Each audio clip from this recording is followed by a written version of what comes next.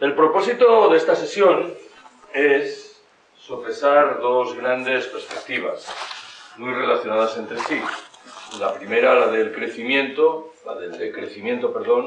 y la segunda, la del colapso, para al final intentar llegar a alguna conclusión general más bien rápida y menos enjundiosa probablemente que las explicaciones anteriores. Sin más preámbulo, si os lo parece, yo empiezo con la primera de esas tareas, con lo del decrecimiento. Siempre que hablo de decrecimiento, procuro preguntar antes de entrar en materia a quienes me escuchan si tienen algún conocimiento, siquiera sea elemental, sobre el contenido de esta propuesta. ¿Quiénes tenéis algún conocimiento? Matizo la pregunta sobre una propuesta que nace del ecologismo radical. Yo sé que todo el mundo sabe qué significa decrecimiento o qué significa el verbo decrecer, pero me refiero a algo más preciso. ¿Quiénes tenéis algún conocimiento relativo a esta propuesta? Bueno, no está mal. Suelo empezar recordando que hace unos años me encontré a una compañera de mi universidad, la Autónoma de Madrid, y me explicó que había asistido a una charla sobre decrecimiento y que le parecía que era una propuesta muy atractiva. Cuando uno escucha un comentario como ese, se siente mal que bien obligado a pensar en por qué determinadas propuestas nos resultan atractivas y de otras no podemos decir lo mismo. Y yo creo que en el caso del decrecimiento, la explicación es doble. Remite a dos factores distintos entre sí y moderadamente contrapuestos. El primero de esos factores subraya la condición provocadora de la propuesta del decrecimiento. Si el discurso dominante nos dice que resolveremos de manera casi mágica todos o casi todos los problemas, si recuperamos la senda del crecimiento económico, nosotros estamos diciendo lo contrario. O al menos estamos invitando a recelar de las presuntas virtudes vinculables con el crecimiento económico. Siendo una propuesta provocadora, y voy a por la otra cara de la cuestión, es una perspectiva que toca, sin embargo, fibras sensibles que todo el mundo lleva en la cabeza. De tal manera que parto de la firme convicción de que cuando dentro de 4 horas abandonéis este salón de actos, esta aula, convendréis conmigo en que la perspectiva del decrecimiento ha aparecido en numerosas ocasiones espontáneamente en vuestra cabeza a la hora de analizar hechos políticos, económicos, sociales y ecológicos elementales. Bueno, primera observación que quiero hacer. Me interesa, antes de entrar en materia, formular 3 apreciaciones que obedecen al propósito de deshacer 3 posibles malentendidos. ¿Cuál es la primera de esas apreciaciones? Se ha discutido mucho sobre la relación entre la propuesta del decrecimiento y el capitalismo. La pregunta central al respecto ¿es imaginable el despliegue de esta propuesta dentro del capitalismo o exige por necesidad salir de este último? Hay muchas respuestas y muy diferentes a esta pregunta. Me voy a limitar a señalar que en mi caso, el tipo de perspectiva decrecentista que yo defiendo parece que por definición reclama el abandono de la lógica del capitalismo. Casi diría que lo reclama ontológicamente, sin necesidad de perfilar argumentos expresos al respecto. Conviene, sin embargo, que subraye que desde mi punto de vista es preferible hablar de la perspectiva del decrecimiento antes que de la teoría del decrecimiento y más aún de la ideología del decrecimiento. ¿Por qué señalo estas observaciones? Porque desde mi punto de vista el decrecimiento no es una ideología que dé satisfacción a todos los problemas que tenemos por delante. Es más bien una perspectiva que conviene que agreguemos a las ideologías o a algunas de ellas que hemos manejado durante mucho tiempo. Segunda de estas observaciones preliminares. Inmediatamente os percataréis de que uno de los elementos centrales de la propuesta del decrecimiento es el que sugiere que en los países ricos del norte opulento tenemos por necesidad que reducir los niveles de producción y de consumo. Alguien se preguntará, ¿y estáis reivindicando lo mismo para los países del sur no opulento? La respuesta es no, pero. El no creo que se justifica por sí solo. Si la renta per cápita en Burkina Faso o en Níger es 30 veces inferior a la nuestra, no parecería razonable, ¿verdad?, que encima demandásemos de los habitantes de esos castigados países que redujesen sus niveles de consumo. Conviene justificar, sin embargo, el pero. Los habitantes de esos castigados países deben tomar nota de lo que nosotros hemos hecho mal en el norte opulento, siquiera solo sea para no repetir nuestros errores. Tercera y última aclaración preliminar. En modo alguno deseo ignorar que en el norte opulento también hay pobres. Si alguien se pregunta si estamos pidiendo que reduzca sus niveles de consumo una viuda que cobra una pensión no contributiva de 400 euros al mes, responderé inmediatamente que no. Cualquier proyecto de decrecimiento sensato tiene que ser al mismo tiempo un proyecto de redistribución radical de la riqueza. Bueno, hechas estas observaciones preliminares, entro ahora sí en materia, para llamaros la atención sobre algunos de los problemas que rodean al concepto de crecimiento económico. En la visión común en nuestras sociedades, el crecimiento económico es, vamos a decirlo así, una bendición de Dios. Lo que se nos viene a contar es que allí donde hay crecimiento económico hay también cohesión social, servicios públicos razonablemente asentados, niveles altos de consumo. La pobreza, la desigualdad, el desempleo, en fin, no ganan terreno. Creo yo que sobran las razones para recelar de todas estas supersticiones. Me vais a permitir que enuncie media docena de esas razones. Primera, el crecimiento económico no genera necesariamente cohesión social. China, como sin duda lo sabéis, ha crecido notablemente en las 2 últimas décadas. No creo que nadie sostenga que hoy China es un país socialmente más cohesionado de lo que lo era 20 años atrás. Todos los datos invitan a concluir lo contrario. Segundo, la relación entre el crecimiento económico y la creación de empleo, la creación de puestos de trabajo, es mucho más nebulosa de lo que pudiera parecer. Las economías capitalistas desarrolladas han crecido notablemente, qué sé yo, en las 3 últimas décadas. Una etapa en la cual, de manera llamativa, han procedido a destruir, en términos objetivos, numéricos, materiales, puestos de trabajo. Buena parte de los recursos generados por el crecimiento van a la especulación, con lo cual escapan al procedimiento de generación de empleos. Tercero, el crecimiento económico se traduce muy a menudo en agresiones medioambientales literalmente irreversibles, que configuran un legado dramático en términos de los derechos de los integrantes de las generaciones venideras.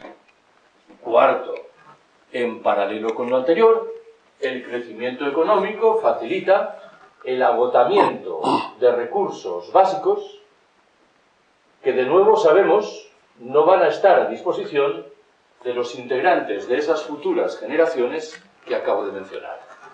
Bien sabéis, y en este curso, hoy y en los otros días, a buen seguro que volveremos sobre la materia, que la discusión principal en lo que hace al agotamiento de recursos es la que se refiere a las materias primas energéticas. Quinto, el crecimiento económico de los países ricos debe, en un grado u otro, del expolio de los recursos humanos y materiales de los países pobres, algo que debería configurar, obviamente, un problema moral elemental. Sexto y último. En el terreno individual, el crecimiento económico facilita el asentamiento de lo que algunos autores han descrito como un modo de vida esclavo, que nos invita a concluir que seremos más felices cuantas más horas trabajemos, más dinero ganemos y, sobre todo, más bienes acertemos a consumir. Detrás de este modo de vida esclavo hay como poco tres grandes pilares. El primero de esos pilares se llama publicidad. Bien lo sabéis, un conjunto de técnicas muy eficientes que nos obligan a adquirir lo que a menudo no necesitamos y, llegado el caso, aquello que objetivamente nos repugna. El segundo de los pilares es, o era, el crédito, que permite que obtengamos los recursos necesarios para adquirir eso que no precisamos. El tercero y último se llama, en fin, caducidad. Los bienes son producidos de tal manera que en un periodo de tiempo muy breve dejan de funcionar, con lo cual nos sentimos en la obligación de adquirir otros nuevos. Siempre que me refiero a esto del modo de vida esclavo, procuro recuperar una anécdota omnipresente en la bibliografía sobre decrecimiento. He traído, por cierto, algunos libros y uno de ellos pretende sustancialmente sopesar esta anécdota que, a mi entender, es mucho más rica de lo que pudiera parecer, más allá de su dimensión humorística. En una de sus versiones está ambientada en un lugar de la costa mexicana. Un paisano se encuentra medio adormilado junto al mar. Un turista norteamericano se le acerca, entablan conversación y en un momento determinado el turista pregunta: ¿y usted a qué se dedica? ¿A qué trabaja? Yo soy pescador. Caramba, un trabajo duro. Trabajará usted muchas horas cada día, ¿verdad? Bastante, sí. ¿Cuántas horas echa a la pesca como media cada jornada? Bueno, yo a la pesca le dedico un par de horitas o tres cada día. ¿Pero qué me dice usted? ¿Y qué hace con el resto de su tiempo? Yo me levanto tarde, pesco un par de horas, juego un rato con mis hijos, duermo la siesta con mi mujer y al atardecer salgo con los amigos a beber unas cervezas y a tocar la guitarra. ¿Pero qué me dice usted? ¿Que no trabaja más? ¿Y para acá? ¿Para qué? Pues porque si trabajase más, en un par de años tendría un barco más grande. ¿Y para qué? Más adelante abriría una factoría aquí en el pueblo. ¿Y para qué? Con el paso de los años montaría una delegación en la capital federal. ¿Y para qué? Unos años después abriría oficinas en la Unión Europea y en los Estados Unidos. ¿Y para qué? Las acciones de su empresa cotizarían en bolsa. ¿Y para qué? Sería usted inmensamente rico. ¿Y para qué? Bueno, qué sé yo, al cumplir 65 o 70 años, podría retirarse tranquilamente y venir a vivir aquí a este pueblo para levantarse tarde, pescar un par de horas, jugar un rato con sus nietos, dormir la siesta con su mujer y al atardecer salir con los amigos a beber unas cervezas. Todo aquello que se le prometía, luego de decenios de trabajo extenuante, era paradójicamente aquello de lo que ya disfrutaba en el momento presente. Siempre que cuento esta anécdota y procuro ahondar en el libro sobre esta materia, me veo en la obligación de reconocer que incorpora fugas importantes. Una de ellas, por rescatar una, es que no explica convincentemente cuántas horas trabajaba la mujer del mexicano protagonista. Pero os pido que por una vez aparquemos esta dimensión de la discusión. Tercera observación que quiero haceros. Con mucha frecuencia somos víctimas de las grandes cifras que se nos imponen, con significados que a menudo no estamos en condiciones de desentrañar. Me vais a permitir que tire de este hilo para formular tres apreciaciones que creo tienen la virtud de situarnos de lleno dentro de la perspectiva del decrecimiento. ¿Cuál es la primera de esas apreciaciones? Hace muchos años, tal vez 35 o 40, cayó en mis manos un artículo redactado por un premio Nobel de Economía llamado Vasily Leontiev.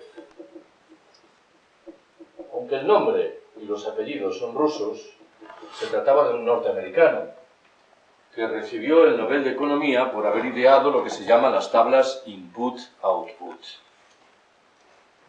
En aquel artículo Leontief acometía una comparación entre los sistemas de transporte de los Estados Unidos y de China.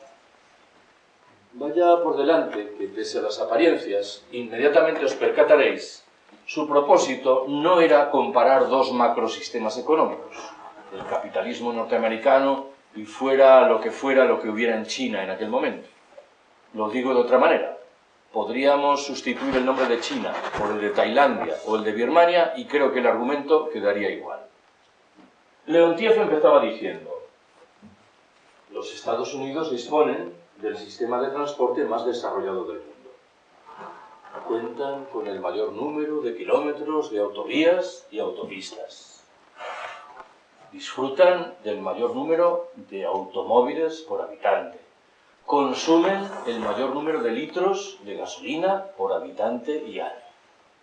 Ahora bien, cuando llega el momento de valorar cómo ese sistema de transporte tan desarrollado satisface las necesidades objetivas del norteamericano medio, los problemas se manifiestan por doquier. El norteamericano medio reside a 55 minutos en automóvil de su puesto de trabajo. Tiene que madrugar mucho cada mañana. Con mucha frecuencia se ve inmerso en gigantescos atascos que dañan sus nervios y dañan el medio natural. Y a menudo llega tarde a trabajar. China, agregaba Leontief, prácticamente no se asomaba a los anuarios estadísticos internacionales. No olvidéis que hablo de la situación de hace 35 o 40 años. Bien sabéis que el escenario ha cambiado mucho. En China, en aquel momento, prácticamente no había ni autovías ni autopistas. El número de automóviles privados resultaba irrisorio. El consumo de gasolina por habitante y año era nimio. Y sin embargo, el chino medio residía a 5 minutos en bicicleta de su puesto de trabajo. Podría dormir 1 hora más que su amigo norteamericano cada mañana. No se veía inmerso en gigantescos atascos que dañasen sus nervios y dañasen el medio natural. Y por lo común, en fin, llegaba en hora a trabajar. Leontief, claro, se preguntaba cuál de esos dos sistemas de transporte era objetivamente más desarrollado. En el buen entendido, naturalmente, de que agregaba que en modo alguno deseaba ignorar que resultaba más que posible que el chino medio no ingiriese el número de calorías necesario para llevar adelante una vida digna. Voy a por el segundo caso. En el año 2005, el gasto sanitario anual per cápita en Cuba ascendió a $236. En ese mismo año, el gasto sanitario anual per cápita en Estados Unidos se elevó, en cambio, a $5.274. Retraduzco el significado de estas dos cifras. Por cada dólar per cápita que se gastó en sanidad en Cuba en ese año, se gastaron 20 en los Estados Unidos. Y sin embargo, en 2005, los datos relativos a esperanza de vida al nacer y mortalidad infantil en Cuba resultaron ser muy similares a los de los Estados Unidos. No solo eso, todos los años la Organización Mundial de la Salud elabora un ranking en el que pretende evaluar cómo los ciudadanos de los diferentes países califican los sistemas sanitarios respectivos. En 2005, a Cuba, en ese ranking, le correspondía el puesto 36 del planeta, frente al lugar 72 que tocaba a Estados Unidos. Todos hemos partido de la certeza de que el dinero no hace la felicidad. Creo que la afirmación correspondiente merece ser cotejada de tal manera que nos veamos obligados a recordar que en los estadios iniciales del desarrollo, la disposición de dinero, de recursos, claro que tiene que ver, y mucho, con nuestro bienestar y nuestra felicidad. Si yo me estoy muriendo de hambre y empiezo a comer, hay un cambio sustancial en mi estilo de vida.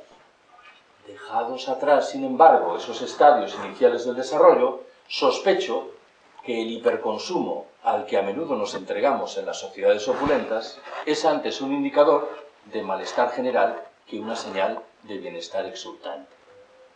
Volvamos al caso cubano. Para explicar por qué la sanidad cubana es más eficiente, voy a decirlo así, que la norteamericana, a buen seguro que habrá que incorporar la mención de determinados rasgos propios del sistema sanitario en la isla, a determinadas consecuencias inesperadas, paradójicas, de la escasez y, llegado el caso, de la pobreza. ¿En qué estoy pensando? En Cuba, en un escenario de escasez, la dieta alimentaria registra una presencia muy notable de frutas y de verduras, algo que sabéis no es común en las sociedades opulentas y que tiene, sin embargo, consecuencias positivas en términos del estado de salud general. Lo mismo digo de la precariedad del sistema de transportes en la isla, que obliga a los cubanos a caminar o, en su defecto, a montar en bicicleta, de nuevo con consecuencias positivas en términos del estado de salud general. Voy a por el tercer dato que anunciaba. En el momento presente y en términos reales, la renta per cápita en Estados Unidos es casi 4 veces superior a la que se registraba en 1945 al terminar la Segunda Guerra Mundial. De un tiempo a esta parte, todos los estudios parecen concluir, sin embargo, que ha ido creciendo y notablemente el porcentaje de ciudadanos norteamericanos que confiesan ser cada vez menos felices. Un estudio realizado en 2006, y propongo esa fecha porque es anterior al estallido de la crisis financiera, con lo cual no pueden invocarse los efectos disruptores de esta última, concluía que un 49% de los norteamericanos confesaba ser cada vez menos feliz, frente a solo un 26% que afirmaba lo contrario. Estamos obligados a preguntarnos, parece, por esta llamativa realidad, la de un país que se ha beneficiado de un notable crecimiento económico, mantenido durante décadas, que ha incorporado maravillosas tecnologías teóricamente liberadoras, pero que no parece en condiciones de dar satisfacción razonable a las expectativas de bienestar de la mayoría de sus habitantes. Permitidme que en este caso traiga el argumento hacia nosotros y lo haga de la mano de algo que invoca el sentido común imperante en una sociedad como la nuestra, que en este caso nos dice que desde hace bastante tiempo cada nueva generación que entra vive mejor que las anteriores. Mi abuelo vivió mejor que mi bisabuelo. Mi padre vivió mejor que mi abuelo. Yo he vivido mejor que mi padre. Estamos en condiciones de afirmar que los jóvenes que entran ahora en el mercado de trabajo van a vivir mejor que los integrantes de mi generación. ¿Van a encontrar en efecto un empleo? ¿Se van a beneficiar en su caso de un subsidio de paro? ¿Van a cobrar dentro de 30, 40 o 50 años una pensión? Me temo que nadie está en condiciones de responder de manera taxativamente afirmativa a todas estas preguntas que nos emplazan, desde mi punto de vista, ante una genuina crisis de nuestra civilización. Cuarta observación que quiero hacer.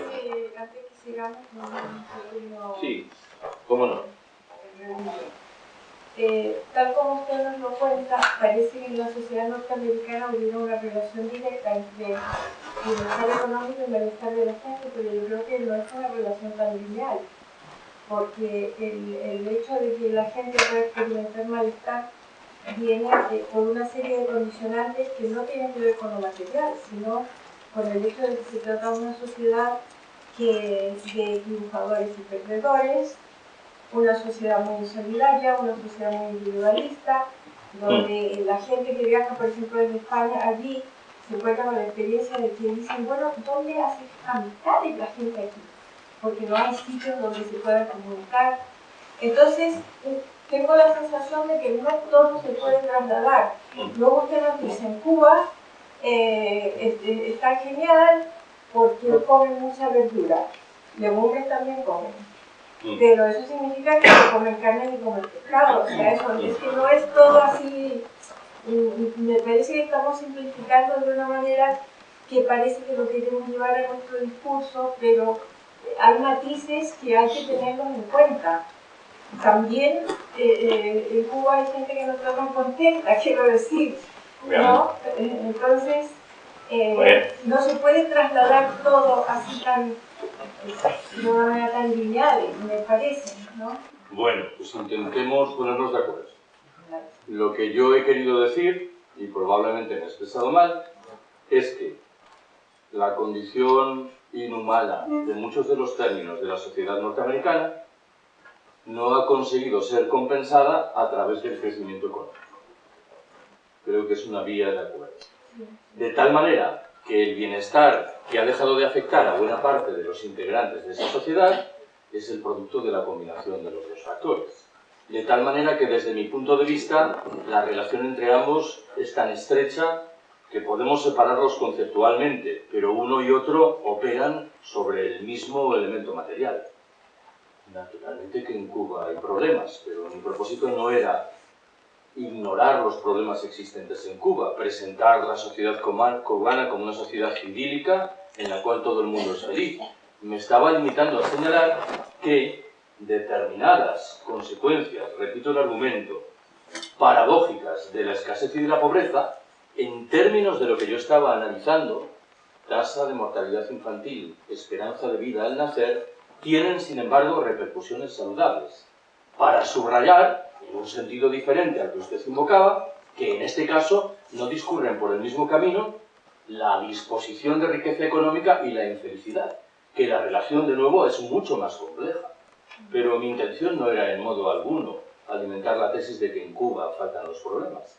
La intención era más bien mover el carro de la idea de que una presunción económica muy extendida, la que viene a decirnos que si yo destino a determinado menester 20 veces más recursos que tú, por lógica obtendré prestaciones sensiblemente superiores, se ve desmentida en muchos escenarios. En Cuba se destinan 20 veces menos recursos que en Estados Unidos y, sin embargo, la tasa de esperanza de vida al nacer y la tasa de mortalidad infantil es la misma. Con lo cual, me parece que estamos obligados a recelar un tanto de las certezas que otorga una disciplina a la economía, que conviene que pongamos un poco boca abajo para sacar lo que dice de verdad, que dice cosas veraces, de aquello que son, yo he utilizado antes el término supersticiones. Llegamos a un acuerdo más. Bueno. Cuarta observación. La propuesta del decrecimiento. Sí, perdón. ¿No es verdad que en China, gracias al crecimiento económico, se ha reducido la pobreza? Sí. Bueno, es un argumento que yo he escuchado a favor del crecimiento económico. Sí. Pero vamos a ver, yo no he dicho que el crecimiento económico sea, por necesidad, un elemento negativo. Por ejemplo, cuando me refería a lo de la cohesión social, dije, el crecimiento económico no genera o no genera necesariamente cohesión social. Claro, el problema en este caso es que uno de los indicadores para valorar el crecimiento económico chino es el que habla, en efecto, de la reducción de la pobreza. Pero me temo que tenemos que incorporar otros. Por ejemplo, este de la cohesión social. Por ejemplo, el de las agresiones medioambientales acompañantes. No vaya a ser que la reducción en la pobreza hoy conduzca en el futuro a fenómenos de signo contrario, con lo cual me temo que como poco debemos mantener la prudencia en lo que respecta a lo que voy a describir como las presuntas bondades intrínsecas del crecimiento económico. Pero yo no llevo mi crítica tan lejos como para sugerir que el crecimiento económico ha sido una maldad en todos los tiempos y en todos los lugares. Con toda evidencia no ha sido así. Tampoco me atrevería a afirmar que ha sido una bondad en todos los tiempos y en todos los lugares, porque mi experiencia de trabajo de muchos años sobre los sistemas de eso que se dio en llamar socialismo real, me invita a concluir que cuando un país experimenta crecimientos económicos muy rápidos, es a costa de introducir irracionalidades que con el paso del tiempo acaban por marcar facturas. Yo creo que muchos de los problemas que se revelan hoy en Rusia son el resultado del rapidísimo, espectacular crecimiento económico verificado en el núcleo de la era de Stalin en la década de 1930. Entonces también parecía la panacea de todos los males, cuando era la incubadora de un sinfín de problemas de los que la economía de Rusia o la de Ucrania hoy no acaba de salir convincentemente. Pero en cualquier caso, acepto el argumento en el sentido de que no estoy sosteniendo que el crecimiento económico es siempre intrínsecamente perverso. No digo otra cosa. Cuarta observación, decía. La propuesta del decrecimiento parte de la certificación de un problema central: los límites ambientales y de recursos del planeta. Si vivimos en un planeta con recursos limitados, no parece que tenga mucho sentido que aspiremos a seguir creciendo ilimitadamente. Tanto más cuanto que empiezan a sobrar los argumentos que sugieren que estamos dejando atrás límites medioambientales y de recursos muy delicados. Me vais a permitir que intente rescatar esta discusión de la mano de varias metáforas diferentes. ¿Cuál es la primera de ellas? Imaginaos que tenéis un amigo que lleva años gastando sus ahorros sin aportar ningún ingreso nuevo. Parecerá servida la conclusión de que la economía doméstica de este amigo, antes o después, a menos que se trate, claro, de una persona inmensamente rica, entrará en quiebra técnica. Creo que esto acabo de contaros guarda una relación estrecha con el vínculo que la especie humana ha establecido con la naturaleza. La naturaleza se ha tomado millones de años en forjar las materias primas que nos ha regalado, y nosotros las estamos dilapidando en unos decenios sin aportar prácticamente nada para renovarlas. Segunda de las metáforas. Imaginaos de nuevo que entráis en casa y descubrís que el cuarto de baño está inundado. Parece que la única respuesta convincente ante ese problema consistirá en acudir presurosos a cerrar el grifo que es responsable de la inundación. No será, en cambio, una respuesta convincente la que nos invite sin más a llenar el suelo del cuarto de baño con toallas. Mucho me temo, sin embargo, que nuestra actitud ante la crisis ecológica se ajusta más bien a lo de llenar el suelo del cuarto de baño con toallas. El grifo del crecimiento seguimos manteniéndolo abierto. Tercera de las metáforas. Estamos en un barco que se mueve a una velocidad de 25 nudos, camino de un acantilado con el que inexorablemente, a menos que cambiemos de rumbo, vamos a chocar. ¿Qué es lo que hemos hecho en los últimos años al calor, por ejemplo, del célebre Protocolo de Kioto? Hemos reducido un poco la velocidad del barco. Ya no nos movemos a 25 nudos, sino a 23. ¿Cuál es el efecto mayor de este cambio? Si el pronóstico inicial sugería que tardaríamos 50 días en chocar con el acantilado, hoy sabemos que tardaremos 53. No me parece que el argumento sea de mucho consuelo. El problema principal, que es el rumbo del barco, el crecimiento, seguimos sin afrontarlo. Voy a por la cuarta metáfora, que bebe de la condición de otro barco, tal vez el más conocido de la historia, el Titanic. ¿Por qué murió tanta gente a bordo del Titanic? Por una razón fácil de explicar. Los botes salvavidas no permitían acoger a tantos seres humanos como se hallaban a bordo del buque. Esto, en términos claros de la metáfora, ¿tenía algún remedio? La respuesta es sí. El remedio pasaba por desmantelar los camarotes de lujo del Titanic y utilizar la madera para construir nuevos botes salvavidas. Me interesa en este caso subrayar lo que entiendo que está claramente implícito en la metáfora.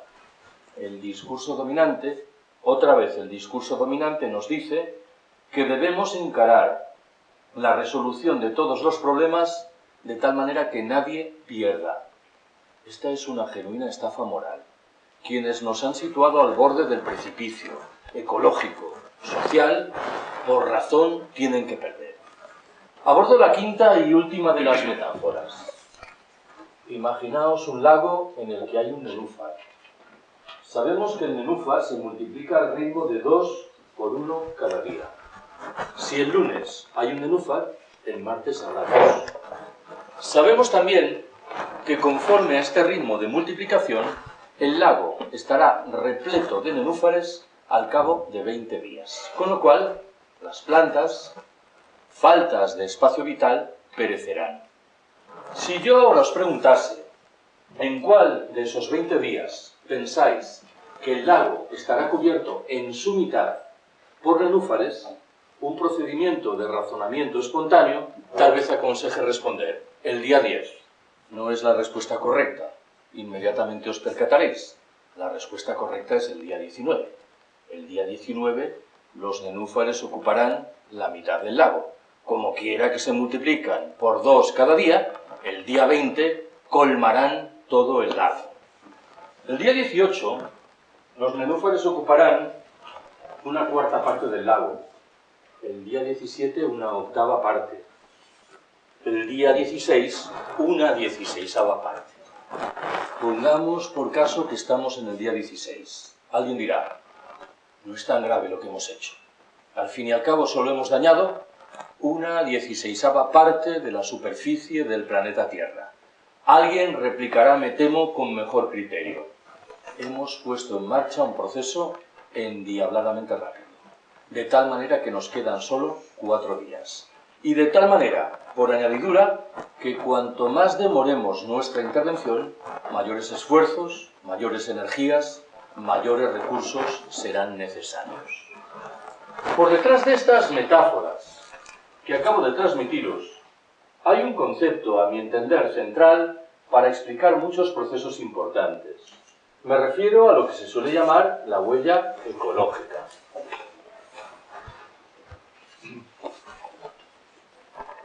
En sustancia, la huella ecológica mide la superficie del planeta, terrestre como marítima, que precisamos para mantener las actividades económicas hoy existentes. Todos los estudios relativos a la huella ecológica concluyen que hemos dejado muy atrás las posibilidades medioambientales y de recursos del planeta. Me importa subrayar en este caso el vigor de la primera persona del plural que acabo de utilizar. Somos nosotros, los habitantes de los países ricos del norte opulento, los responsables principales del crecimiento imparable de la huella ecológica, en el buen entendido de que es verdad que las llamadas economías emergentes empiezan a aportar también una cuota importante. No olvidéis que según una estimación, la huella ecológica española es de 3,5.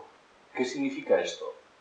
Significa que para mantener las actividades económicas hoy existentes en España precisamos 3,5 veces el territorio español.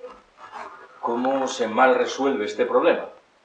A través de una presión inaudita ejercida sobre los integrantes de las generaciones venideras, sobre muchos de los habitantes de los países del sur y sobre los miembros de las demás especies con las cuales, sobre el papel, compartimos el planeta. Siempre que me enfrento a este enjundioso problema, procuro rescatar 2 opiniones que formuló en su momento uno de los pensadores que más admiro, el fallecido filósofo greco-francés Cornelius Castoriadis. Hace tal vez un cuarto de siglo, Castoriadis confesó que le producía mitad fascinación, mitad indignación comprobar cómo las personas que entre nosotros reivindican transformaciones políticas, económicas y sociales radicales son inmediatamente descalificadas como si se tratase de soñadores, de utopistas incorregibles. En tanto en cuanto, y en cambio, de manera sorprendente, nuestros responsables políticos, que en el mejor de los casos miran a 2 años vista las próximas elecciones, se nos presentan como personas ecuánimes que tienen respuestas objetivas a todos los problemas importantes. Castoriadis agregó, segunda de sus observaciones, que ante un escenario tan delicado como este, deberíamos reaccionar como lo haría lo que llamaba, utilizando una expresión latina, el pater familias diligens. El padre de familia diligente. El ejemplo que el filósofo proponía para ilustrar su argumento era un poco truculento. Decía, imaginemos un padre o una madre al que le comunican que es muy posible que su hijo tenga una gravísima enfermedad. Parece que ese padre o esa madre solo podrán reaccionar de una manera, colocando a ese hijo en manos de los mejores médicos para que determinen si el pronóstico es certero o por el contrario no lo es. Lo que ese padre o esa madre, en cambio, no podrán hacer, parece, es reaccionar diciendo, bien, si es posible que mi hijo tenga una gravísima enfermedad, también es posible que no la tenga, con lo cual me voy a quedar cruzado de brazos. Me temo que esto es, sin embargo, lo que la especie humana está haciendo en relación con la magnitud de la crisis ecológica. Quinta observación que quiero haceros. Estoy obligado a transmitir el sentido de fondo de una propuesta central que nace de la perspectiva del decrecimiento. Para hacerlo voy a recuperar un debate que se registró entre nosotros hace 35 o 40 años y que contrapuso entonces a un movimiento pacifista que empezaba a asomar la cabeza y a lo que hoy llamamos los sindicatos mayoritarios. El debate se refería al futuro de la industria de armamentos. Los pacifistas decían, hay que cerrar estas fábricas. Los sindicatos respondían, hay que preservar los puestos de trabajo. Lo que estamos diciendo ahora es que un debate de la misma naturaleza debe cobrar cuerpo en los años venideros, bien que ampliado a otros muchos sectores económicos, aquellos que están en el origen del crecimiento disparado de la huella ecológica. Lo que estamos demandando de manera más precisa es que se reduzca la actividad productiva de segmentos enteros de la economía, como es el caso de la industria del automóvil, de la industria de la aviación, de la industria militar, naturalmente, de la industria de la construcción, en fin, y por dejarlo ahí, de la industria de la publicidad. Alguien replicará inmediatamente, si actuamos de esta manera, generaremos millones de desempleados en los Estados miembros de la Unión Europea. ¿Cómo haremos frente, desde la perspectiva del decrecimiento, a este innegable problema? La respuesta incorpora dos elementos diferentes. El primero subraya que propiciaremos el desarrollo de aquellas actividades económicas que guardan relación con la atención de las necesidades sociales insatisfechas y con el respeto del medio natural. Si queremos decirlo así, estos segmentos de la economía seguirán creciendo. El segundo pilar subraya que en aquellos sectores de la economía convencional que inevitablemente seguirán existiendo, procederemos a repartir el trabajo. El resultado de la combinación de estos dos factores, en términos casi individuales, será que trabajaremos menos horas, disfrutaremos de mucho más tiempo libre, acrecentaremos nuestra a menudo alicaída vida social y reduciremos, cuando sea posible, nuestros a menudo desbocados niveles de consumo. Tengo yo la impresión, por no decir la certeza, de que este horizonte es manifiestamente preferible al propio de lo que antes describí como un modo de vida esclavo. Me veo aún así en la obligación de formular dos matizaciones sobre lo que acabo de contaros. La primera de las matizaciones enuncia una obviedad. Pese a lo que a menudo se interpreta no estamos diciendo, sería absurdo, que hay que llevar los niveles de producción y de consumo a cero. Lo que estamos diciendo es que hay que reducir esos niveles para reconstruir niveles paralelos aceptables de huella ecológica. Un estudio realizado no hace mucho en Francia concluía, por ejemplo, que habría que llevar los niveles de consumo energético para situarlos en los propios de la década de 1980. No se trata, por decirlo en otras palabras, de regresar a la edad de la piedra. 1985 no es la edad de la piedra. Aunque dicho sea entre paréntesis, lo de la edad de la piedra tal vez tiene más ventajas que lo que una primera lectura invitaría a concluir.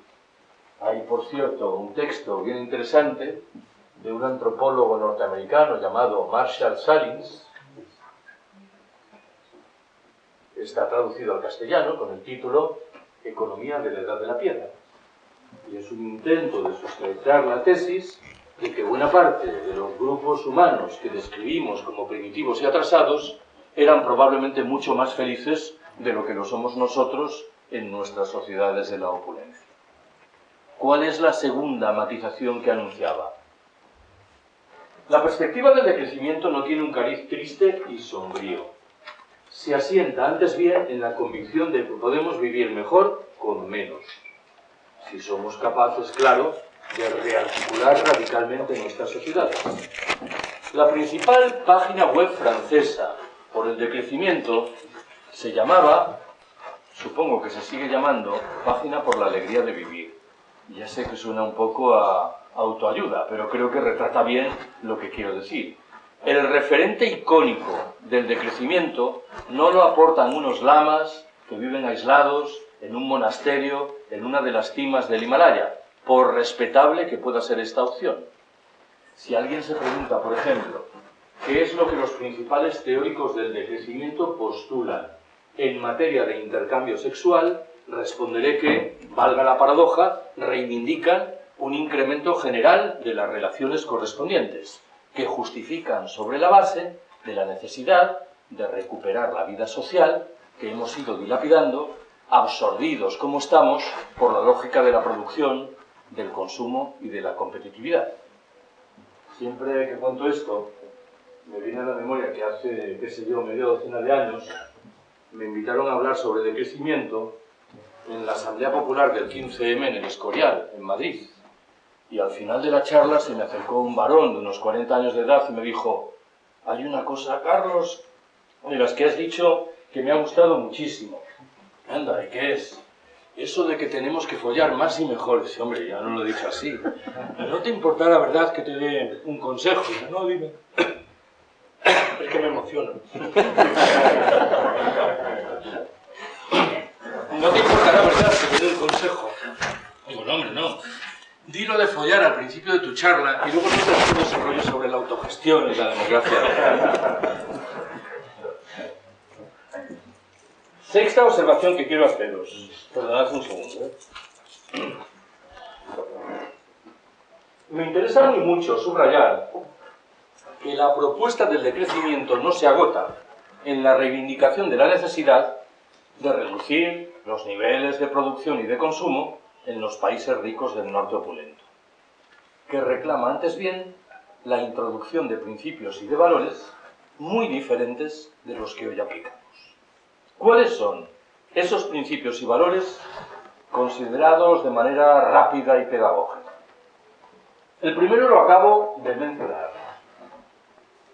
la recuperación de la vida social, que hemos ido dilapidando, absorbidos como estamos, por la lógica de la producción, del consumo, de la competitividad. El segundo nos habla de la búsqueda de fórmulas de ocio creativo, frente a las formas de ocio siempre mercantilizadas que el sistema que padecemos nos ofrece. También he mencionado el tercer elemento, el reparto del trabajo. Una vieja demanda sindical que infelizmente fue muriendo con el paso del tiempo. Una cuarta demanda es la que habla de la necesidad de reducir las dimensiones de muchas de las infraestructuras administrativas, productivas y de transporte que hoy utilizamos. Volveré sobre esta materia. Un quinto factor importante es la recuperación de la vida local, en un escenario de reaparición de fórmulas de autogestión y de democracia directa. Agrego una sexta y última reivindicación, la que se materializa en la defensa de la sobriedad y de la sencillez voluntarias. Alguien podría dejarse llevar por la tentación de afirmar que esta media docena de principios y valores que acabo de enunciar nos colocan fuera del mundo, que nada tienen que ver con la organización pasada o presente de las sociedades humanas. Creo firmemente que no es así. Hay al menos 4 ámbitos importantes, importantísimos, en los cuales es fácil rastrear el ascendiente de estos principios y valores. El primero de esos ámbitos lo aportan muchas de las prácticas históricas del movimiento obrero de siempre. Es verdad que la presencia de estos principios y valores es más fluida, más fácil en el caso de la tradición libertaria, de la tradición anarquista, pero en modo alguno faltan en los de las demás tradiciones del movimiento obrero. Un segundo terreno de manifestación lo configura eso que de un tiempo a esta parte llamamos trabajo de cuidados, protagonizado mayormente por mujeres, materializado ante todo en el cuidado amoroso de niños y de ancianos, las más de las veces lejos de las relaciones monetarias y siempre ecológicamente sostenible.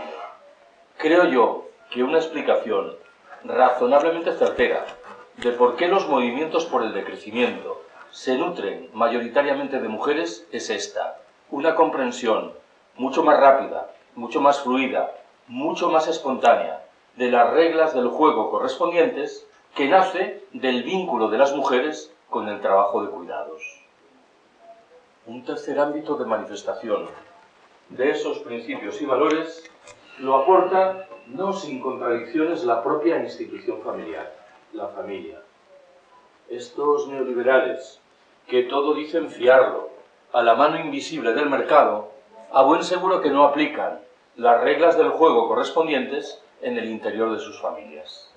Lo común es que en el interior de la institución familiar prime la lógica del don, del regalo, de la gratuidad.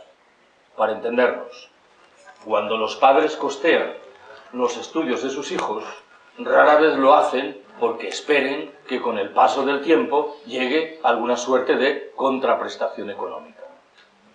Hay un cuarto y último terreno de manifestación de estos principios y valores, el que configuran por igual muchos de los elementos de sabiduría popular de nuestros campesinos viejos y muchas de las prácticas cotidianas de esos habitantes de los países del sur que nos empeñamos en describir como primitivos y atrasados.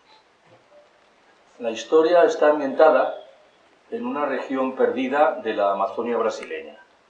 Unos misioneros se adentran en esa región y se topan con unos indios que se dedican a cortar leña con instrumentos extremadamente primitivos. Los misioneros deciden hacer un esfuerzo y regalan a los indios unos cuchillos de acero inoxidable de fabricación norteamericana.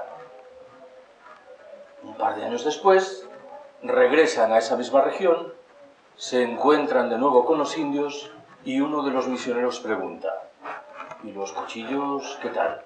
Muy bien, responde uno de los indios. Tardamos ahora 10 veces menos tiempo que antes en cortar la leña. Estupendo, tercia el misionero. Supongo entonces que estaréis produciendo 10 veces más leña que antes. El indio responde perplejo: no, señor, seguimos produciendo la misma cantidad de leña que antes, solo que ahora disfrutamos de 10 veces más tiempo libre, que es lo que sabemos objetivamente guarda relación con nuestro bienestar, con nuestra felicidad. Permitidme que subraye que este chip mental es perfectamente racional y respetable, aunque se haya desvanecido en nuestras cabezas de habitantes de las sociedades opulentas. Séptima observación que quiero hacer. Voy a intentar aterrizar de la mano de algunos de los conceptos teóricos que he manejado hasta ahora, al calor de 4 o 5 debates más o menos vivos entre nosotros. ¿Cuál es el primero de ellos? A menudo me preguntan por la dimensión demográfica de la propuesta del decrecimiento. La respuesta rápida no es sino un trasunto de algo que conté hace unos minutos. En un momento determinado recordaréis que dije: si vivimos en un planeta con recursos limitados, no parece que tenga sentido que aspiremos a seguir creciendo ilimitadamente.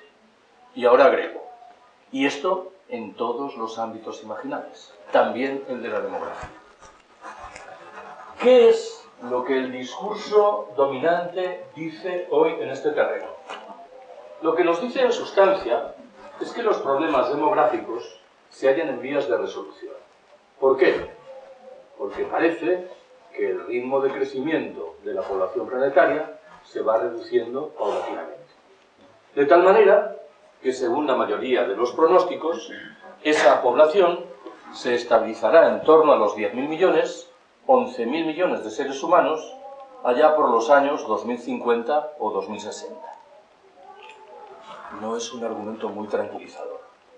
Alguien dirá, si hoy, con algo más de 7.000 millones de habitantes, tenemos problemas graves en materia de escasez, ¿qué problemas no tendremos en el futuro con el cambio climático y el agotamiento de las materias primas energéticas de por medio, con 3.000 millones o 4.000 millones de seres humanos más? Me interesa subrayar, sin embargo, que la discusión que ahora me ocupa solo es parcialmente demográfica. Remite en el fondo a la condición del proyecto político, económico y social que abracemos. Intento retratar esto de manera más gráfica. Una de las preguntas centrales que parece que tenemos que responder al respecto de esta cuestión es la relativa a cuántos seres humanos puede mantener el planeta Tierra. Alguien responderá, depende. ¿Depende de qué? Depende, en primera instancia, de cuál sea el modelo de ser humano que tengamos en la cabeza. Si estamos pensando en los niveles de consumo de un campesino de Níger o de Burkina, el planeta da para alimentar a 23.000 millones de seres humanos. Si, por el contrario, estamos pensando en los niveles de consumo de un madrileño, de un barcelonés o de un zaragozano que viaja una vez al año a Cancún y otra a las Islas Seychelles, la Tierra no da para mantener a 800 millones de seres humanos. Las cosas como fueren, la mayoría de las escuelas decrecientistas reivindican el despliegue de procedimientos de control de la natalidad, en el buen entendido de que esos procedimientos nada tienen que ver con lo que más adelante describiré como ecofascismo. Permitidme que en este caso, aún con todo, formule una reflexión. Alguien podría, legítimamente, quejarse del buen sentido de la pregunta que me he autoformulado hace un par de minutos, esa que rezaba: ¿cuántos seres humanos puede mantener el planeta Tierra? ¿Por qué? Porque no parece computar los derechos de las demás especies con las que supuestamente compartimos el planeta. Bueno, pues habrá que contabilizar esos derechos, a efectos de responder de manera razonable la pregunta correspondiente.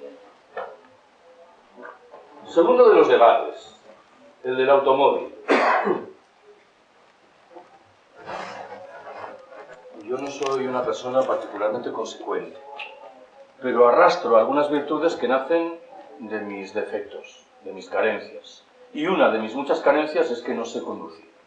Y después de pensarlo mucho, dije, a ver, Carlos, si no sabes conducir, casi es mejor no tener coche, ¿no? ¿Para qué lo vas a tener? Alguien se preguntará si en la ciudad en la que vivo, Madrid, echo de menos disponer de un automóvil. La respuesta fácil y rotunda es no. Intento justificar de manera más detallada esa respuesta. Yo vivo en Vallecas, que probablemente sabéis, que es un barrio populoso situado al sureste de Madrid. Desde el portal de mi casa hasta un apeadero de la Renfe de cercanías hay 4 minutos caminando. Por término medio tardo unos 50 minutos en llegar en tren desde ese portal a mi despacho en la Universidad Autónoma de Madrid, situada al norte de la ciudad. ¿Qué ocurriría si dispusiese de un automóvil? Es verdad que muchos días llegaría antes. Qué sé yo, tardaría 25, 30, 40 minutos. Pero no es menos cierto, primer problema, que otros días no sabría a qué hora llegar. Por una razón que viene twist. Si me veo inmerso en uno de los gigantescos atascos comunes en las grandes ciudades y en las no tan grandes, y tengo clase a las 8:30 de la mañana, de tal manera que hay 60 alumnos esperándome, mal negocio es el que me invita a llegar tarde 40 minutos. En segundo lugar, creo que no preciso justificar la afirmación de que el transporte público en general y el tren en particular es ecológicamente preferible al uso del automóvil. Tanto más cuanto que este último suele ir ocupado por una única persona. Tercera de las ventajas. El tren me resulta inconmensurablemente más barato. La bibliografía sobre decrecimiento está llena de exhortaciones dirigidas a las personas que se sirven de un automóvil y encaminadas a que calculen cuál es el porcentaje de las horas que trabajan que precisan para mantener el automóvil. Mantener el automóvil significa comprarlo, pagar los impuestos, las reparaciones, los seguros, la gasolina. ¿Cuántas horas de libertad efectiva permite el automóvil y cuántas horas de trabajo esclavo previo son precisas para mantenerlo? A menudo el cálculo es literalmente desolador. En un cuarto estadio, yo en el tren puedo ir leyendo, algo que hasta donde llega mi conocimiento no debe hacer quien va conduciendo un automóvil. Es verdad que siempre que enuncio este argumento me trabo porque se me cruza por la cabeza una idea de corte distinto. Alguna de las personas que estáis aquí podríais decir, a ver, Carlos, hace unos minutos has defendido la primacía de la vida social, pero ahora nos cuentas que tú en el tren vas leyendo algo que no es precisamente un ejercicio de vida social. ¿Por qué me viene a la cabeza esta idea? Hace bastantes años, un día que había tenido muchas clases en la universidad, muy cansado, llegué a la estación de tren y me senté desganado a leer una novela.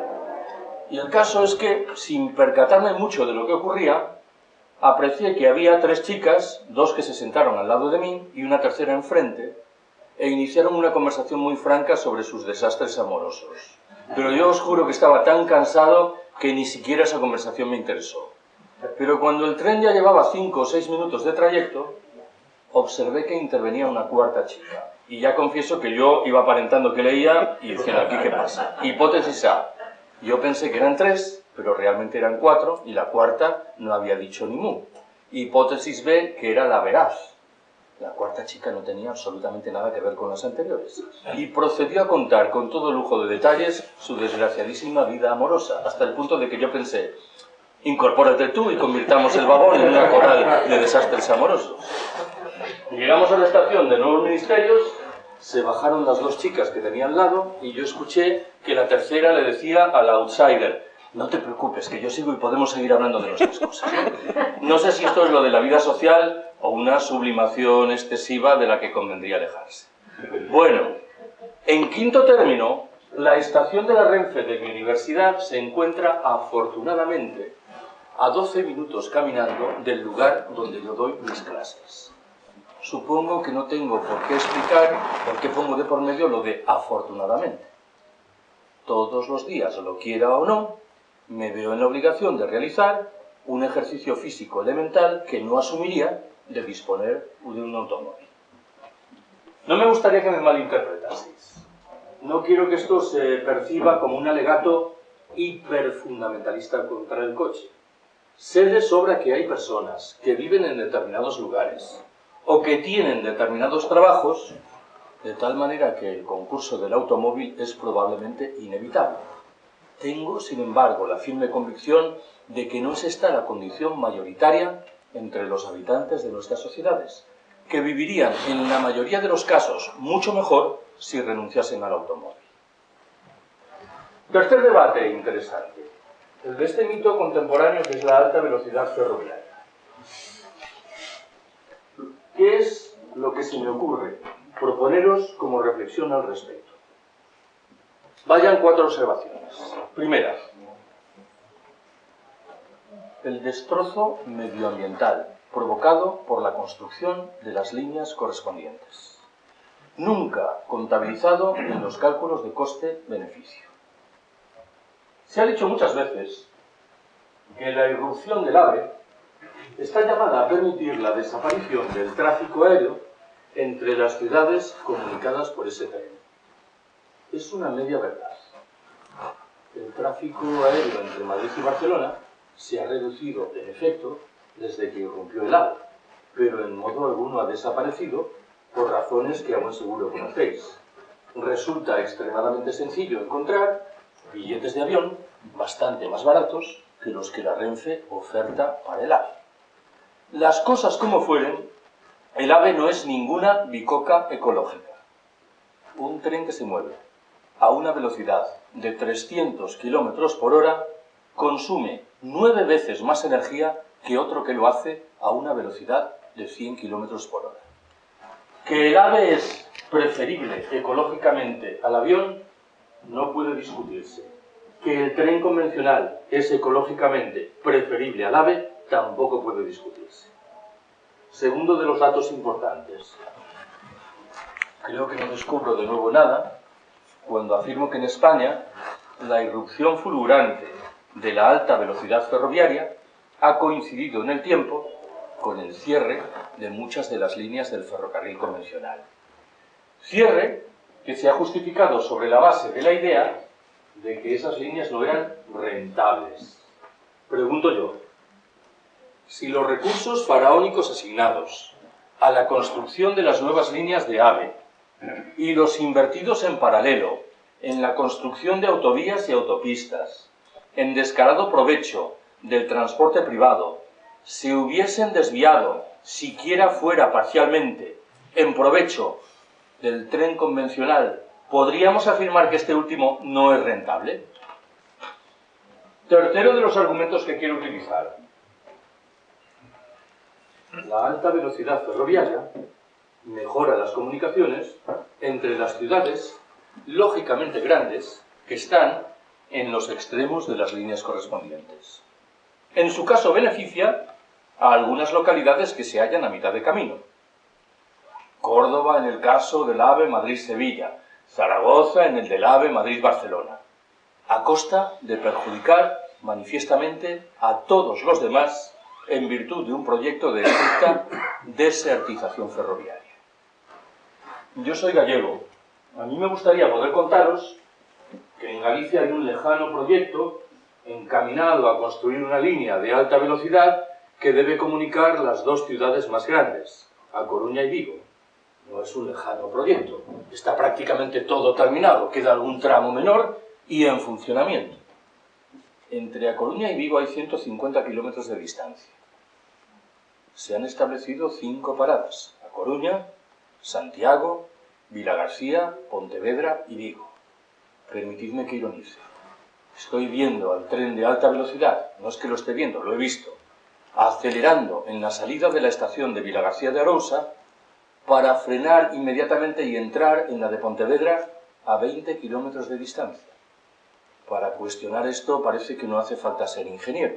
Estos trenes alcanzan velocidades notables cuando hay distancias respetables entre los núcleos de población que comunican. No era, sin embargo, esto lo que quería subrayar. Buena parte del trazado, de alta velocidad se solapa con el trazado de esta línea de tren, que con toda certeza va a acabar desapareciendo, dejando sin un servicio público ferroviario a un sinfín de localidades que desde hace muchas décadas se beneficiaban de tal servicio. Esto es lo que hace un momento he intentado retratar de la mano del concepto de desertización ferroviaria.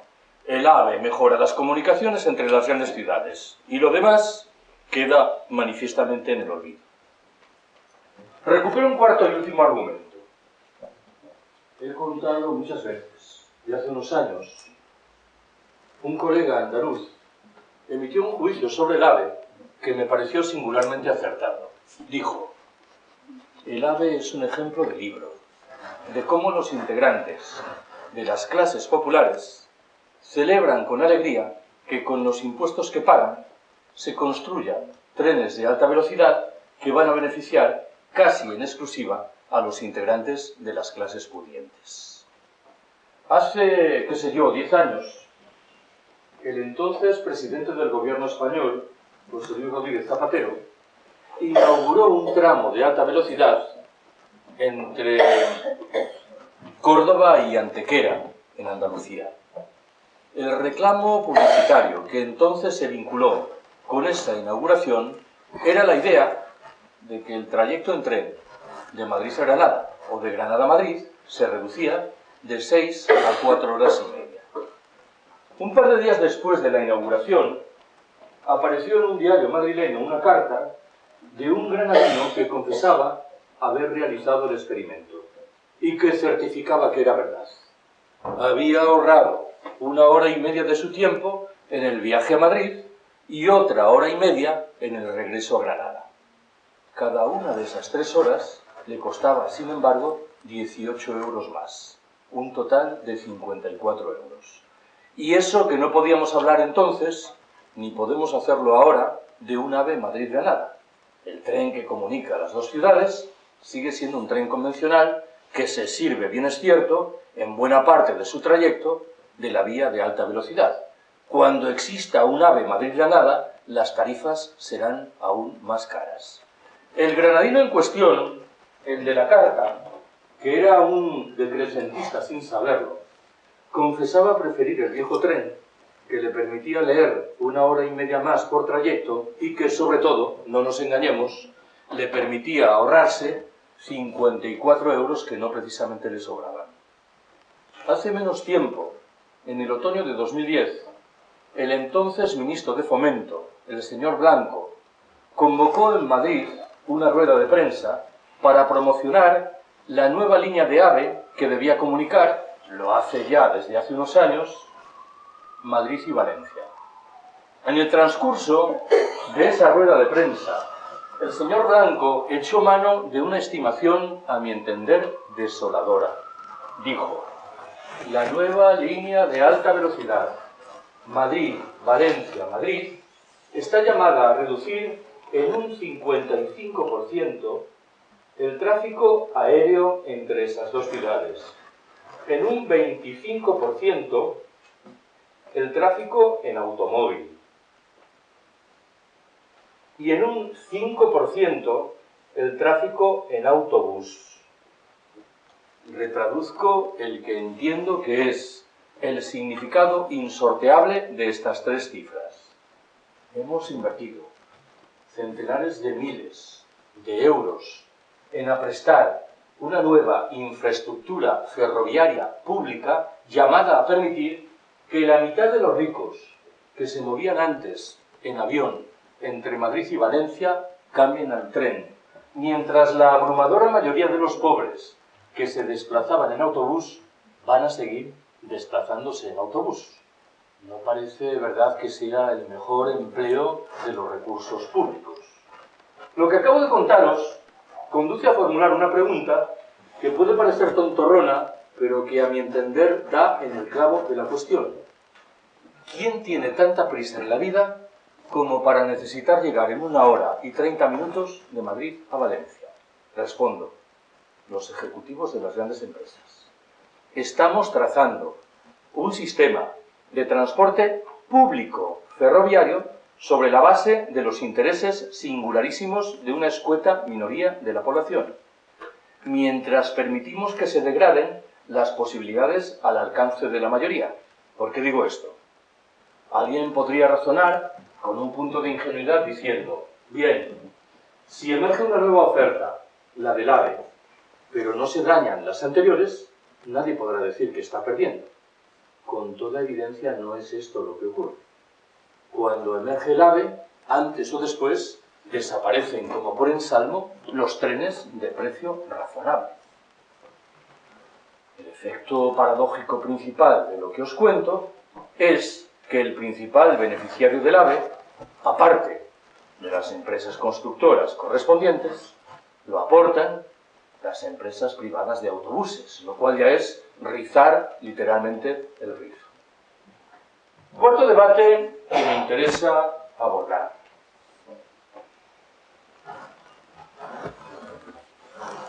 En su sesión, Antonio Turiel se referirá con mucho más rigor que el mío a las discusiones energéticas del momento presente. He contado muchas veces que un compañero de departamento... Sí.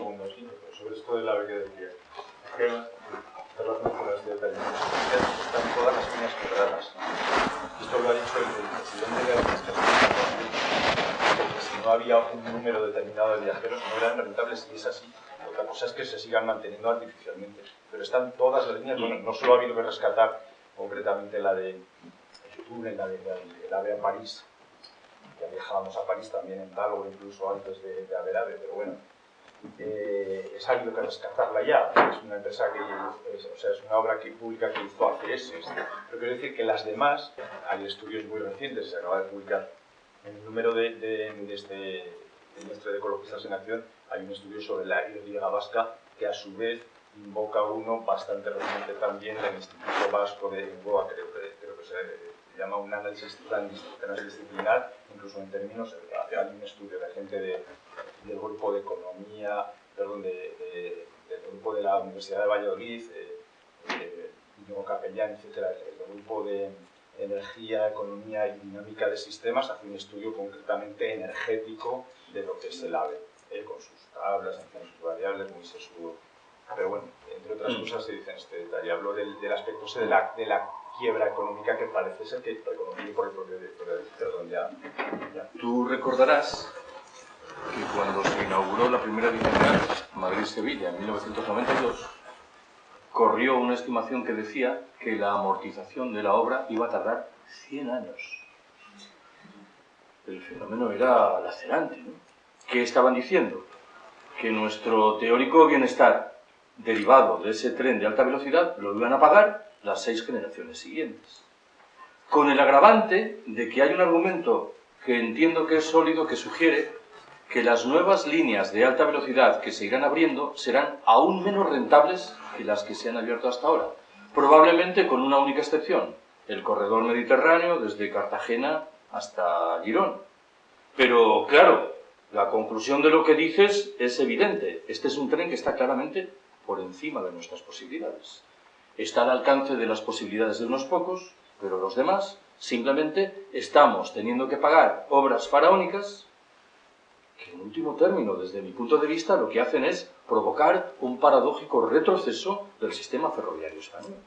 Yo lo dije antes, con recursos mucho más limitados, invertidos racionalmente en el sistema ferroviario convencional, estaríamos disfrutando de ese sistema de manera mucho más amplia y habríamos mantenido muchas líneas que se están cerrando. Creo que afortunadamente la conciencia social está reactivándose en relación con esto. Por ejemplo, me parece muy interesante lo que está sucediendo con los movimientos que reivindican la restauración del tren de la vieja Vía de la Plata, que discurre desde Asturias hasta Huelva, más o menos cruzando Extremadura, Salamanca, Zamora, zonas comúnmente deprimidas que merecerían un tren convencional, con un añadido más que ni has mencionado tú ni he mencionado yo. El AVE no es un tren de mercancías y las líneas correspondientes no sirven para esto. Con lo cual, la dimensión de incentivo económico que acompaña al tren, curiosamente no se materializa en el AVE. Bueno, esto es una especie de locura. que viene de las esferas dirigentes de nuestra sociedad y que ha impregnado claramente la cabeza de la gente común, que ha interpretado que esto era un elemento de prestigio. El país del mundo, después de China, que tiene el mayor número de kilómetros de AVE. Es una pregunta que deberíamos hacerlo. ¿Nosotros somos el segundo país del planeta en algo? Bueno, sí, hay algunas cosas que sí, pero mejor no las mencionemos, ¿no? ¿Qué significa esto, no? Pues un proyecto evidentemente nacional. Bueno, decía, un compañero de departamento en Madrid, infelizmente fallecido, repetía incansable que era firme partidario de la abolición plena de la pena de muerte, excepto en el caso de los arquitectos. Bueno, yo me tomo la licencia de sustituir a los arquitectos por los tertulianos de las radios y de la televisión. Los todólogos. Ya sabéis, estas personas que suelen iniciar sus observaciones diciendo: yo la verdad sobre esto no sé nada. Y a continuación te explican esto y demuestran que por una vez tenían toda la razón, que no sabían absolutamente nada. Hace 3 o 4 años, escuchando una tertulia de televisión, contemplé atónito como uno de los todólogos al uso se ponen los siempre vaporosos y siempre servides con los poderosos, aquel día parecía sembrar. Realizó lo que a mi entender era un análisis muy serio, puntilloso, lúcido, sobre el delicado panorama que se nos echa encima en virtud del agotamiento de todas las materias primas energéticas que hoy empleamos. Cuando terminó su intervención, comprendí lo que ocurría.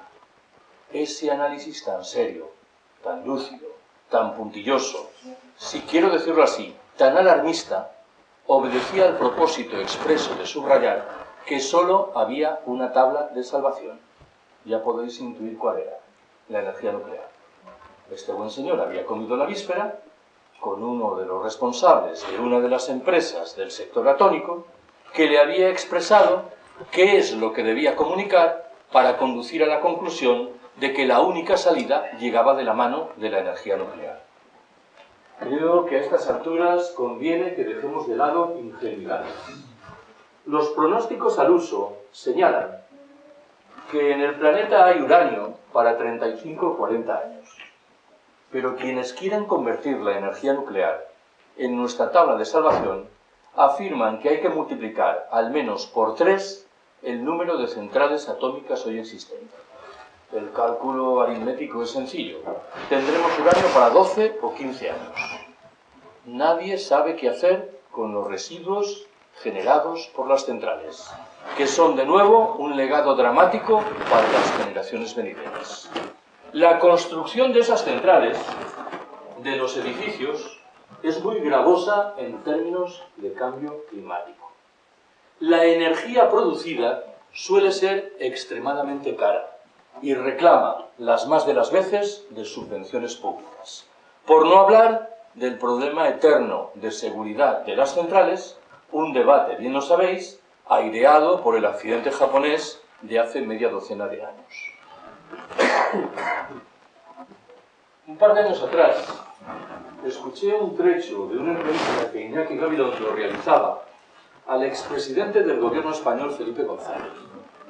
Le planteaba en sustancia la discusión que tengo ahora entre manos, el delicado panorama energético que se nos echa encima. González respondió que para hacer frente a los retos correspondientes era menester desplegar 3 grandes medidas. Primera, introducir energías limpias y renovables. Segunda, diversificar las fuentes de suministro. Y tercera, creo que cito de manera literal, reabrir mesuradamente el debate relativo a la energía nuclear. No me interesa ahora glosar lo que González dijo, sino llamaros la atención sobre aquello que significativamente no dijo. ¿Y qué fue lo que significativamente no dijo? Parece que en un escenario de escasez, la primera, más elemental y más básica respuesta ante los problemas pasa por reducir el consumo. Esto, ¿verdad?, es el pan nuestro de cada día. ¿Por qué González no dijo en primer lugar lo primero que tenía que decir? En realidad no lo dijo ni en primer, ni en segundo, ni en tercer lugar. no voy a descartar que tuviese una mala tarde. Puede pasar a cualquiera. Pero creo que en este caso la explicación discurre por otro camino. Sabéis que González ha cobrado, y bien, durante muchos años, de una poderosa empresa del sector eléctrico. Su silencio era culpable. Estaba defendiendo los intereses de su empresa.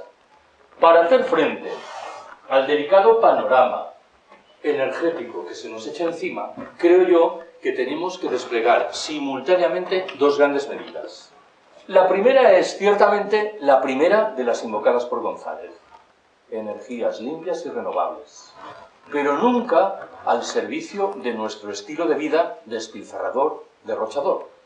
Siquiera solo sea por una razón muy prosaica: no dan para eso. La segunda de las medidas pasa inexorablemente por reducir, que podemos hacerlo de manera fácil, nuestros niveles de consumo energético. Quinto y último debate que me interesa rescatar, y hacemos, si os parece, el descanso. Supongo que a la luz de varias fórmulas verbales de las que he echado mano, salta a la vista que la propuesta del decrecimiento ha sido concebida para su aplicación en los países ricos del norte opulento. Tiene, sin embargo, consecuencias en lo que se refiere a la condición de los países del sur. Consecuencias que voy a intentar sopesar de la mano de tres reflexiones diferentes. ¿Cuál es la primera? La primera se vincula con un pronóstico que habréis escuchado muchas veces. En una de sus imaginables formulaciones dice: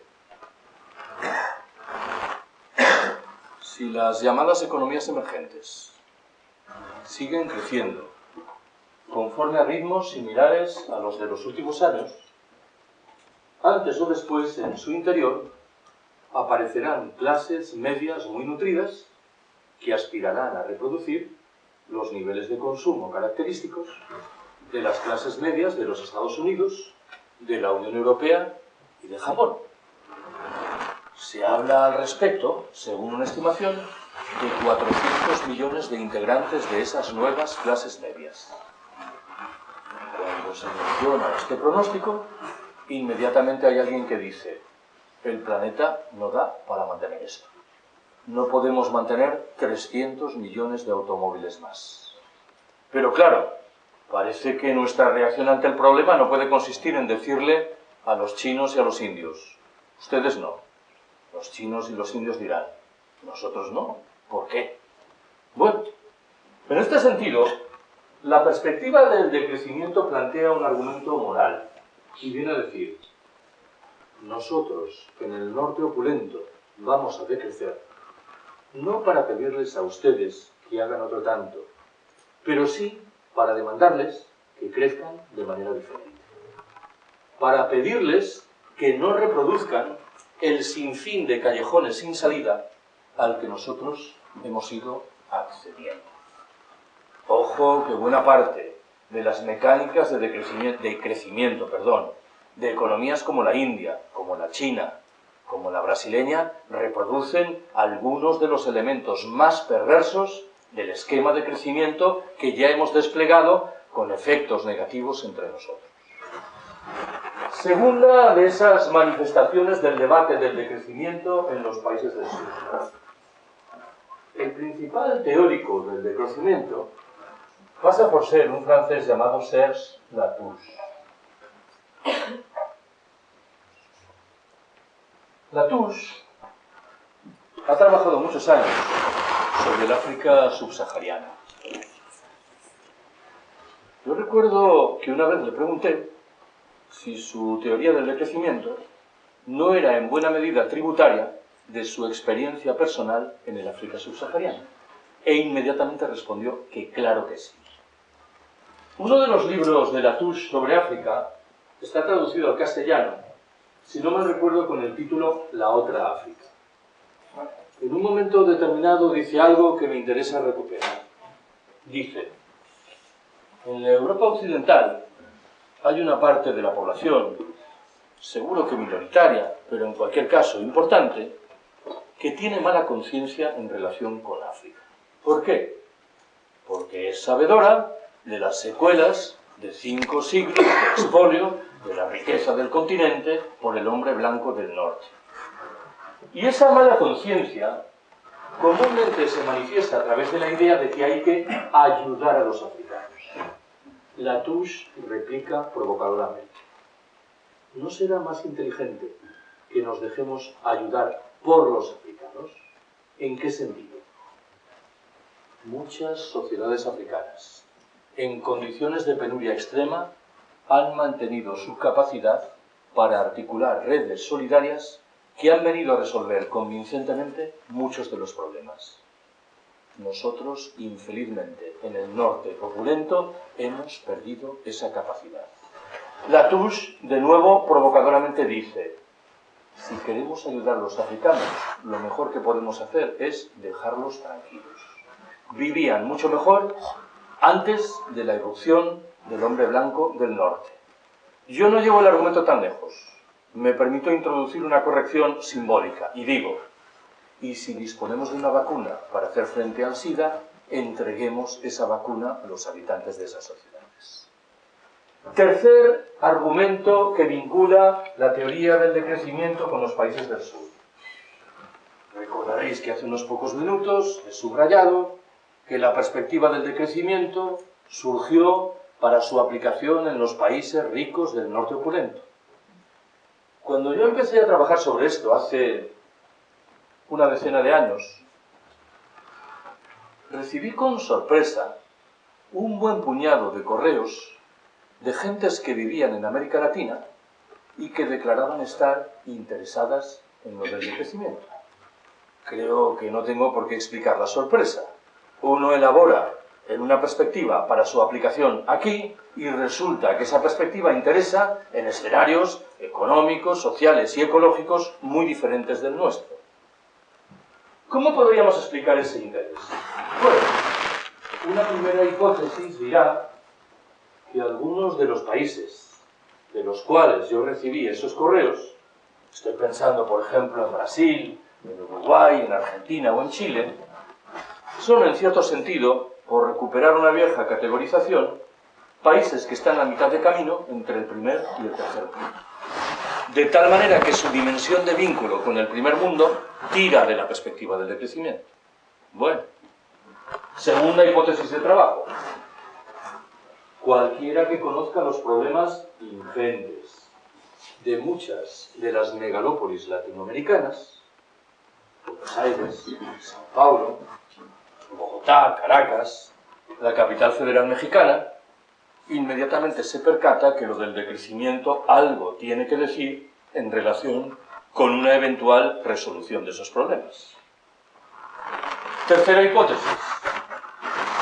Intuyo que muchas de las gentes que me escribían eran personas incipientemente descontentas ante algunos de los términos de las políticas que empezaban a desenvolver los gobiernos de la izquierda latinoamericana. Políticas que en muchas de sus dimensiones reflejaban el hechizo por modelos productivistas y desarrollistas importados del norte opulento. Pongo un ejemplo que creo que retrata bien lo que quiero decir.